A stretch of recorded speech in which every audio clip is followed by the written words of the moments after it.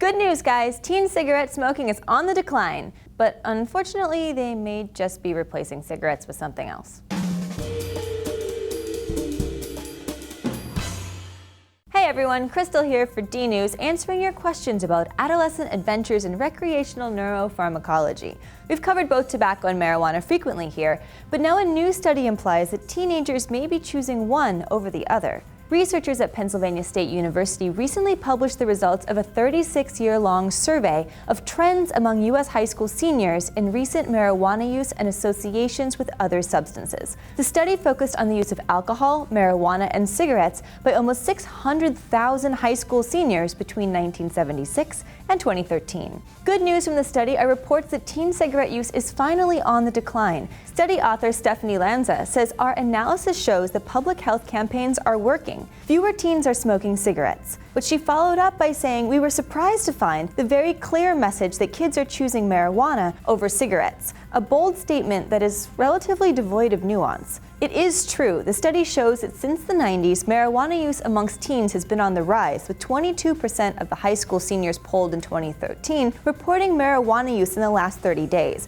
But it is also important to note that 22% is less than the 30% of teens who reported marijuana use when the study began in 1976. And that was before it became legalized in several states. Additionally, in some reports, the incidence of marijuana use among high school seniors found in the study is being compared to the approximately 19% that report use of conventional tobacco cigarettes. And it's easy to misinterpret this comparison as teens are choosing THC over nicotine. That's not a conclusion that could be drawn here. In fact, we know that today's teens prefer their nicotine from other sources. Studies by the FDA and CDC indicate that hookah and electronic cigarettes are now the preferred method of nicotine exposure, and adolescent use of both doubled between 2011 and 2014. This is a case of technology advancing beyond the design of a scientific study, and it's this type of evolution that make data from long-term health studies like the Penn State study so difficult to interpret.